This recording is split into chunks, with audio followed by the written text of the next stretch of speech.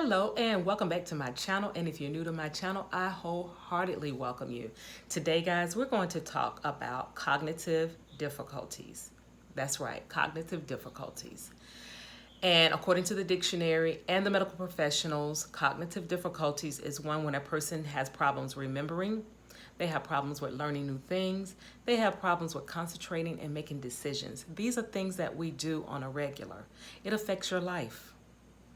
Then as far as multiple sclerosis is concerned, it is a MS symptom. Yes, it is. And over half of the population of MS patients deal with cognitive difficulties, myself. And that's when we have problems with our attention span. We have problems with learning new things. We have problems with planning. We have problems with making decisions. We have problems with understanding and or concentrating. Again, that's half of the population of MS patients that's dealing with this. That's a lot. And it's very scary. So I can remember when I had to, when I had to go and take a series of tests to test my cognitive skills. And if you don't remember, and I have it linked up there for my doctor's appointment, my virtual doctor's appointment, when he checked to see when the last time I had taken the test. And he said, you can take it again, but I don't want to waste your money. Give it a couple of years, and if it gets worse, then we'll do the testing again. Well, that test, it's bothersome. It actually bothered me to take the test because I cried. Because some of the simplest things that they had us to do that I could not perform or complete, it hurt my heart. Remember as a child when they gave you this little puzzle thingy, and it had, that's right, I said thingy because I can't even remember what it's called, but it gives you this little board and you have all these little pieces and you put them in the shapes. You put the shapes into the little spots. So I had to do that. And, you know, the smaller ones was okay. I remembered that. But then it got more complicated as it got bigger, or the shapes got a little bit different than what you're accustomed to seeing.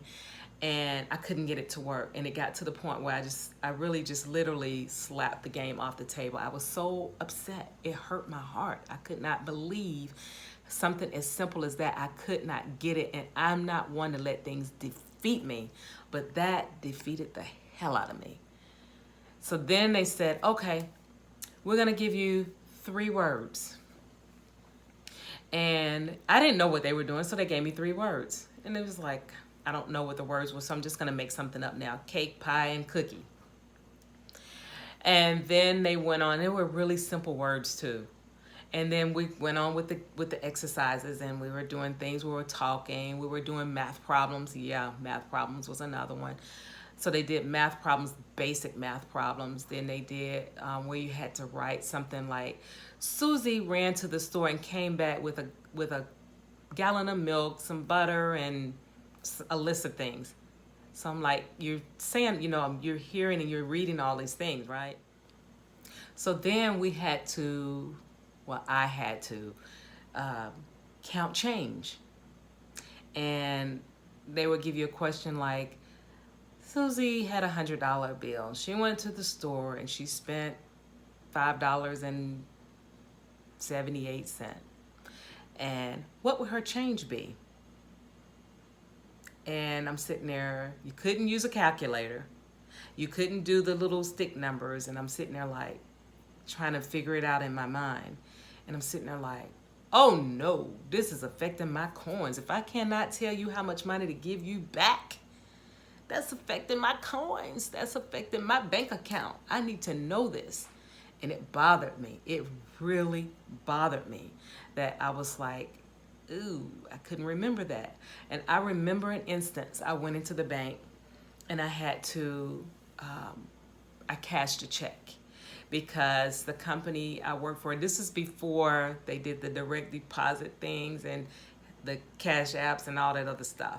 So I got a check, and because I did not bank with that particular bank, I had to go and cash the check from that bank, get my coins, my money, and take it and deposit it into my personal account. But before I leave, you know, they give you the money and they count it out for you. But I never trust that. I want to count it myself. So they were like, how do you want it? And I was like, oh, give it to me in hundreds and give me some 20s and, you know, we're good with that. And I'm sitting in there and I'm like, and I'm going to tell you this. The amount was $2,800. And I said, $2,800 and some change. And I said, I was counting, I was going really slow, and I was having to recount it because it wasn't registering that, you know, 10 times this. So I finally told him, I say, do you have a room that I can go in by myself? Because one, I'm trying to be very private so nobody could see me counting that money. So when I walk out the bank, they clock me over the head. So they put me in a room. And I'm in there counting. I had the money spread out all over the table, and I'm like counting it. And I counted it and counted it and counted it. And finally, I got it. And it took me like 4 times. That's bad. That is not cool at all. So that was another thing that bothered me. And I went out of that bank and I literally cried. I sat in that car and I cried because I could not get that number registering in my head that I needed to. I say, thank God now for direct deposit. Thank God for technology. But you still have to be able to function and check those things. So if your cognitive difficulties affect you in that way, oh, you SOL. You're so out of luck. So that was another instance. So then a couple of minutes later, they say, hey, what was those 3 words we had told you to remember? I remembered 2 out of the 3. Not bad, huh? So I'm like, okay, this is going to be easy. So we go on with the next set of things that we had to do. We had to write numbers, and we had to remember the numbers. We had to remember what was the middle number, what was the 3-digit number, what was the 5-digit number. So they gave you all these things, multiple things that you had to do, right? So then almost to the end, they said, what was those 3 words? I remembered 1. I was like, ooh, ouch. So then I was like, this is a test. This is a trick. This is a trick because they're feeding your mind with all these different types of things to do with the numbers, with the math, with the puzzle, with the reading, with the writing, with the spelling.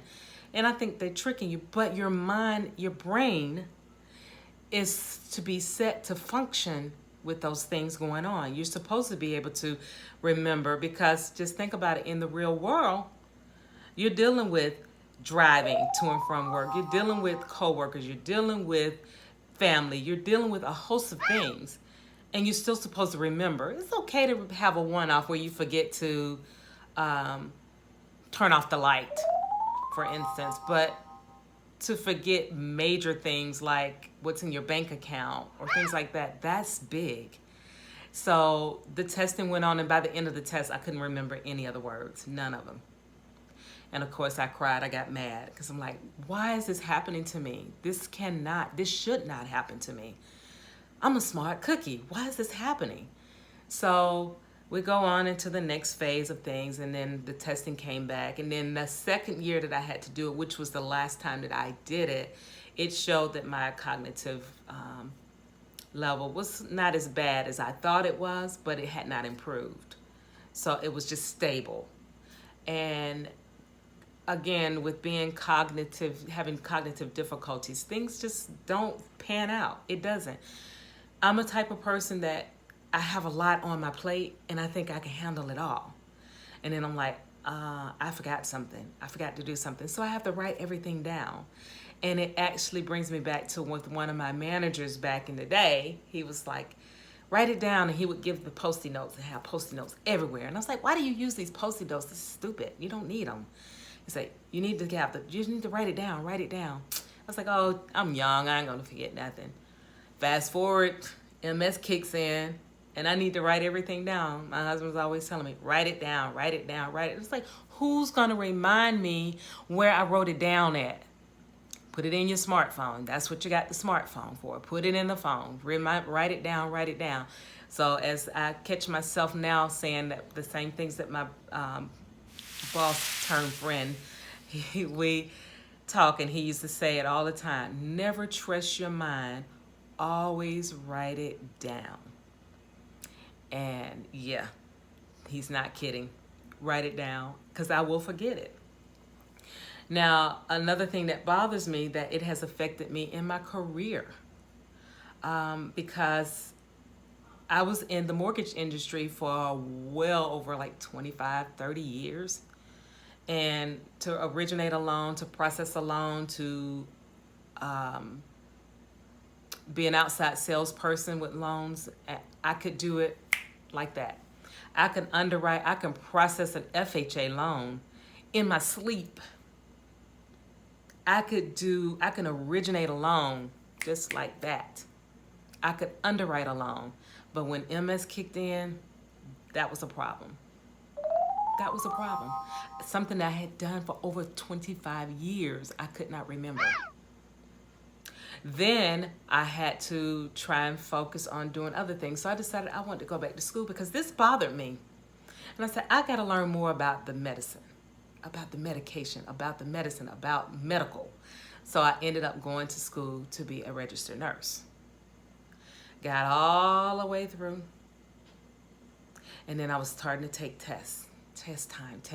Now the professor would say, you did really good in the class. You would answer the question before I can even get it out. But you get to the test and you don't do so well. And I'm like, maybe because I froze up on the test? I don't know. No, that's not why. Something is not right, because it would be simple questions that I could not get correct. So that's when it kicked in that I had multiple sclerosis. So these all led up to my MS.